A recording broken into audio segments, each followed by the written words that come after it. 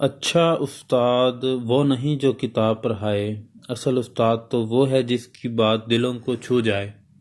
استاد ایک موٹیویٹر ہوتا ہے۔ استاد کے لیے صرف پڑھا دینا، بتا دینا کافی نہیں ہے۔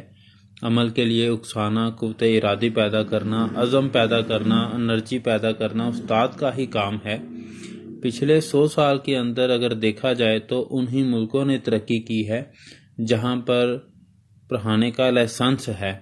وہاں پر اسلحے کا لائسنس آسانی سے مل جاتا ہے، مگر پڑھانے کا اجازت نامہ بڑی مشکل سے ملتا ہے۔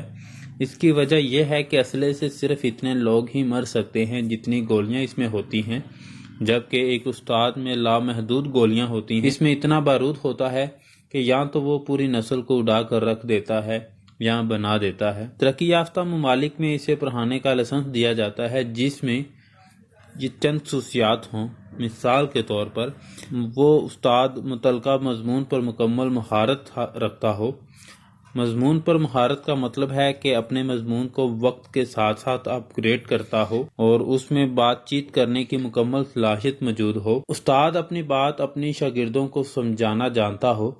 اگر وہ اسٹوڈنٹ کی سطح پر آ کر نہیں سمجھا سکتا تو وہ جتنا بڑا استاد کیوں نہ ہو، اس کا مطلب ہے کہ اس میں بات چیت کرنے کی صلاحیت نہیں ہے۔ استاد میں سماجی ذہانت پائی جائے، یعنی اس میں ملنساری کی صلاحیت ہو۔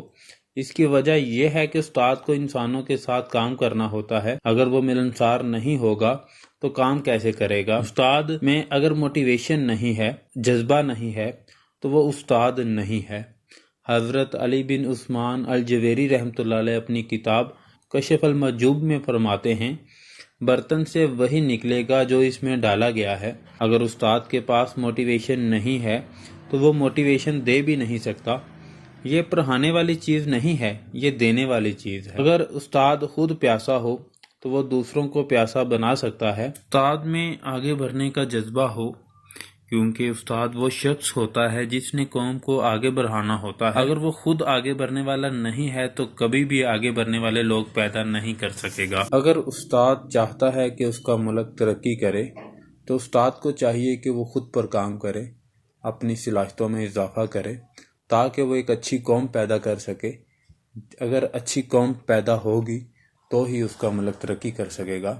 میری تمام اساتذہ سے درخواست ہے کہ وہ اپنی صلاحیتوں میں اضافہ کرتے ہوئے پاکستان کے روشن مستقبل کی اس طرز پر رہنمائی کریں، نشوونما کریں کہ وہ ملک و قوم کا قیمتی سرمایہ بن سکیں اور ملک پاکستان کو ترقی کی راہ پر گامزن کر سکیں۔